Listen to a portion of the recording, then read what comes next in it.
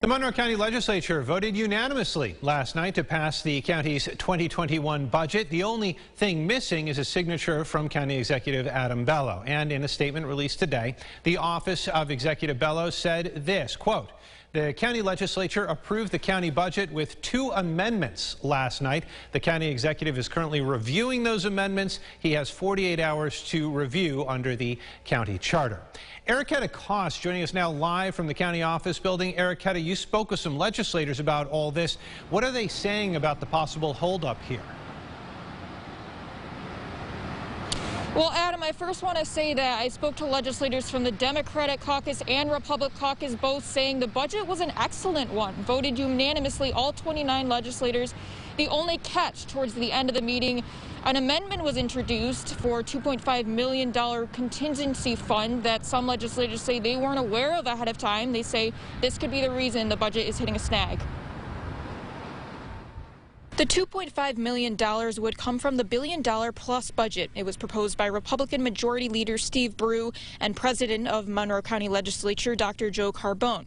They say this money would be available for legislators to utilize throughout the year as they see fit. We, as I stated before, we are connected with the people, and we are boots on the ground in our district, and who better to be able to identify the needs of our community and make those funds available. Dr. Carbone says it's not necessarily pandemic funding, but goes along the lines of helping businesses and organizations struggling right now. Eversha Roman is the Democratic Minority Caucus leader. She says this contingency fund was too vague and calls it pork barrel politics. She also says she didn't have enough time to look it over last night. But how individuals were going to get those dollars and how it was going to be divided up in between legislators was really vague. Dr. Carbone and Bruce say this was something they discussed with County Executive Bello last week, who was in the know and in agreement. One reason they're confused, why hasn't he approved it yet? They constructed the amendment. They found the money to do it with reductions in expenses, and they presented it back to us, and we agreed to it.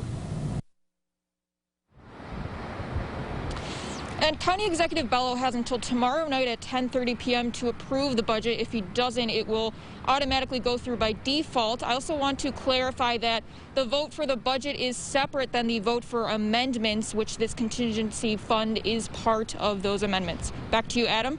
All right, Ericketta, thank you for that explainer. Some key components of that budget: funding for a mental health pilot program to support veterans and a plan to expand the county